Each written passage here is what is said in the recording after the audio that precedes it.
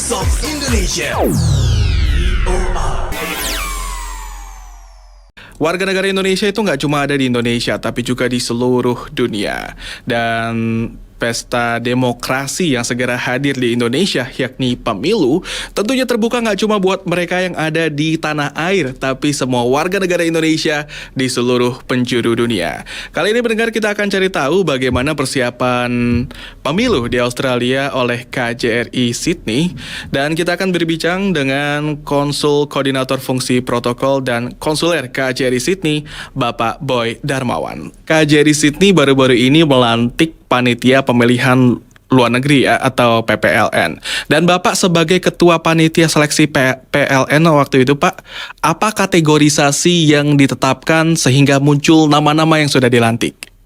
Oke, pertama kali saya mengucapkan terima kasih nih, ada kesempatan bagi KJRI untuk memberikan sedikit paparan membahas masalah ini. Memang ini sangat penting bagi kita, kenapa? Karena di KJRI ini membawahi wilayah kerja Sydney ini membawahi 3 negara bagian, South Australia, NSW, New South Wales, dan Queensland. Jadinya memang banyak sekali, dan kita kira-kira WNI yang berada di lokasi ini sekitar prediksinya sebelum COVID itu sekitar 45, mungkin bisa 50 sekarang naik. Jadi kira-kira itu penting sekali bagi kita untuk menyampaikan, mensosialisasikan persiapan pemilu KJRI. Dan kita juga di sini kan dikejar waktu ya. Pemilu 2019 itu waktunya sekitar 1,5 tahun, sedangkan sekarang ini 1 tahun. Jadi kita betul-betul dikejar. Nah, kriteria kita buka kepada umum semuanya untuk menjadi anggota PPLN.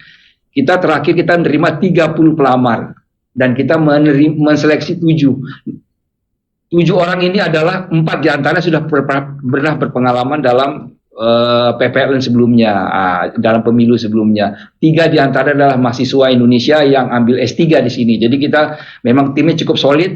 Ya, mudah-mudahan ini akan berdampak positif nanti terhadap kinerja pemilu di Sydney, di perwakilan KJRI Sydney. Iya, Pak, dan waktu itu syarat-syaratnya apa saja, Pak, biar bisa terpilih jadi PPLN, Pak? Yang jelas memang pertama usia harus 17 tahun, kemudian pendidikan yang paling rendah itu SMA, dan kebetulan di kita ini karena di sini banyak rata-rata educated people ya, berpendidikan, rata-rata semua yang mahasiswa S3 semua. Dan kemudian ada juga tokoh masyarakat kita pilih, karena apa? Leadership ini sangat penting. Karena kita kan di sini ada 80 ormas ya, dan banyak masyarakat. Jadi kalau tidak hati-hati, kalau tidak berpengalaman, nggak mudah lah. Pengalaman yang lalu ini tidak mudah karena sangat dinamis sekali masyarakat kita di di Australia. Nah, pengalaman yang nggak mudah itu kala itu seperti apa, Pak? Ya memang kalau kita lihat baca di media, saya pun belum ada waktu itu ya. Kadang-kadang di media kita lihat ada yang minta, memang masalahnya dulu yang kita hadapi adalah pemutakhiran data. Nah ini masalah yang sangat besar karena sangat sekali banyak WNI ya. Jadi kadang-kadang karena banyak TPS, tiba-tiba ada yang berubah. Dari TPS 1 pindah ke TPS 2, kemudian juga ada juga kira-kira yang banyak WNI tiba-tiba datang untuk ikut pemilu. Padahal syaratnya cuma dulu hanya paspor. Jadi kita kelabakan, banyak semua kelabakan, akhirnya ya tambah lagi ada problem dengan IT karena begitu banyak sekali kegiatan, jadi agak problem, ada crash, sehingga jadilah agak complicated sedikit. Tapi alhamdulillah sudah selesai. Kita bisa selesaikan walaupun sedikit ada gemanya lah kalau kita lihat di media ya. Saya pun belum ada waktu itu, cuman hanya dengar-dengar dari kira-kira dari teman-teman dan para yang pernah terlibat dalam pemilu. Oke, Pak, dan dari masalah-masalah yang sudah terjadi sebelumnya, Pak, bagaimana strategi biar pemilu mendatang ini lebih sukses lagi? Nah, terima kasih, ini bagus sekali pertanyaannya. Memang kita sekarang nih, dulu kita buat banyak TPS, sekarang hanya 1, kemungkinan besar di stadion.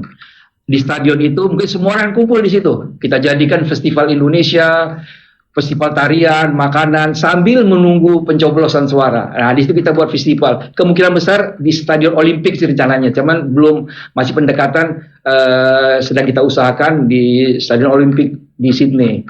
Mudah-mudahan dengan disatukannya itu, dengan data yang mutakhir yang sangat bagus, akan terlaksana dengan baik. Itu aja harapan kita.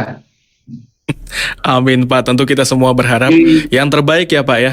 untuk warga negara Indonesia dan juga Indonesia, Betul Pak. sekali. Baik, Pak. Dari bicara soal pemilu, Pak, tentu kan karena Bapak juga anggota KJRI Sydney nih, Pak. Gimana sih, Pak, sekarang penyebaran warga negara Indonesia di sana?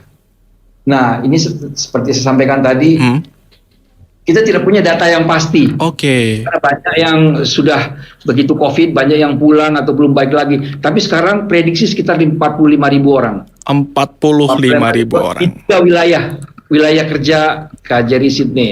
Oke. New South Wales, Queensland, dan South Australia. Nah, itu semuanya di bawah wilayah kerja KJRI sini. Jadi itulah sebarannya. Dan di sini ormasnya pun juga cukup banyak. Yang tercatat aja yang setahu kita 80 ormas. Ormas kemasyarakatan, kesukuan, olahraga, segala macam. Jadi cukup banyak.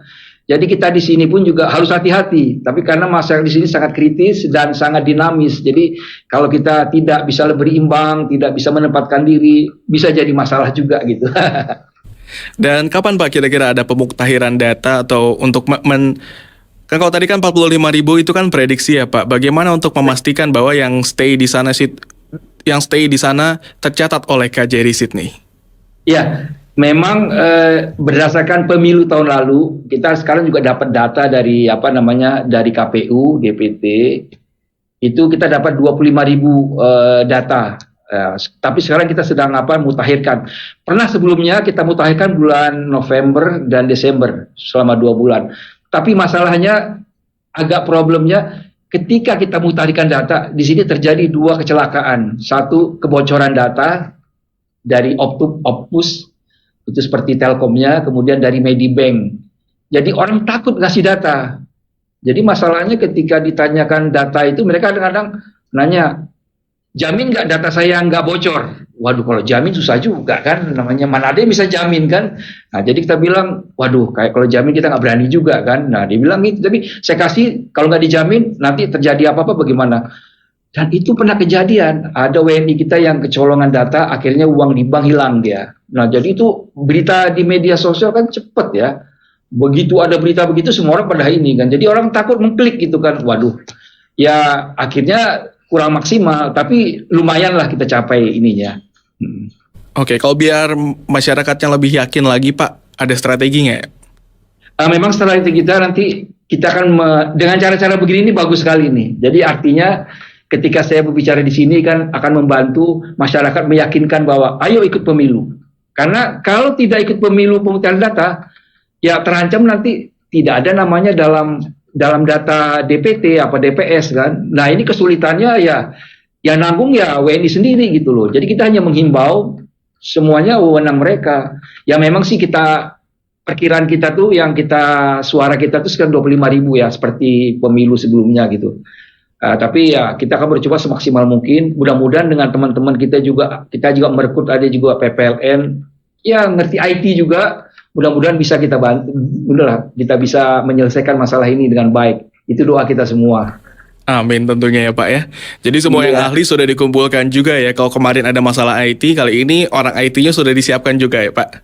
Mudah-mudahan kita ada sih yang ngerti IT, tapi ya mudah-mudahan ini tidak ini.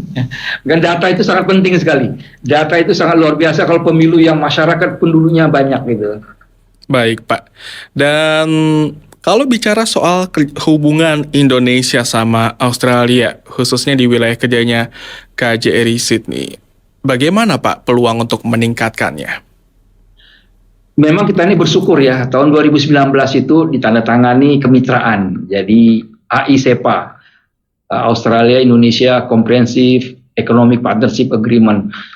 Itu rupanya sangat milestone. Kenapa? Karena itu mencakup semua sektor, termasuk juga investasi. Sebagai informasi aja buat teman-teman semuanya, itu ada 400 perusahaan Australia di Indonesia. Dan dengan adanya IACPA ini, diharapkan investasi mereka akan meningkat. Tidak hanya kualitas, tapi juga kuantitas. Dan itu juga dengan ada IACPA ini, terkait dengan pemerintah Australia sudah memberikan juga kuota untuk working holiday visa. Lumayan, dari 1.000 menjadi sekitar 5.000 tahun ini. Ya, awalnya dikasih 4.100 2019, kemudian naik setiap tahun naik 5%. Lumayan 5.000 yang bisa orang bekerja di sini sambil holiday, dan itu sudah banyak sekali mahasiswa atau misalnya udah anak-anak muda yang ingin menikmati bekerja sambil berlibur di sini. Oke, jadi kesempatan bagi WNI cukup besar juga ya Pak untuk bekerja di sana? Untuk working holiday visa, memang untuk tenaga skill, Australia terbuka untuk yang skill ya, yang skill. Tapi kalau yang untuk unskill memang masih belum terbuka kayaknya. Nah, tapi kalau untuk G2G kita belum punya peraturan G2G. Tapi kalau antar bisnis to bisnis sudah nggak masalah. Jadi kalau selama itu tenaga skill, mereka sangat welcome. Baik, jadi untuk pendengar Voice of Indonesia ini yang juga tertarik untuk berkarya di Australia juga jangan lupa ya untuk pastikan diri Anda skilled. Karena baru terbuka ini hanya untuk yang skilled ya Pak ya, bukan yang unskilled. Iya, memang sih yang umumnya yang skill yang diharapkan. Bisa juga working holiday visa pun juga banyak yang sarjana yang ya oke lah, bisa juga kalau memang memenuhi syarat, kan syarat di sini kan cukup ketat ya. Kalau kita memenuhi syarat kenapa tidak kan gitu. Baik Pak Boy Darmawan, terima kasih Pak sudah bergabung di Voice of Indonesia. Kita sudah ngobrol soal persiapan pemilu dan juga sedikit update nih tentang hubungan Indonesia dan juga Australia. Semoga sukses terus Pak untuk Bapak dan juga tim di KJRI Sydney ya Pak. Have a nice day. Terima kasih Pak Steve, terima kasih banyak nih atas ininya nih, podcastnya. Luar biasa. Baik Pak, have a nice day. Oke, sampai ketemu lagi, all the best. Ya. Baik, dengan Voice of Indonesia, itulah tadi bincang singkat kami dengan Bapak Boy Darmawan, Konsul Koordinator Fungsi Protokol dan Konsuler KJRI Sydney, dan juga Ketua Panitia Seleksi PPLN. Kita harapkan agar proses pemilu Indonesia di luar negeri ini bisa berjalan dengan cukup baik, nggak cuma di sekitaran wilayah kerjanya KJRI Sydney, tapi juga di seluruh dunia. Voice of Indonesia. VOA.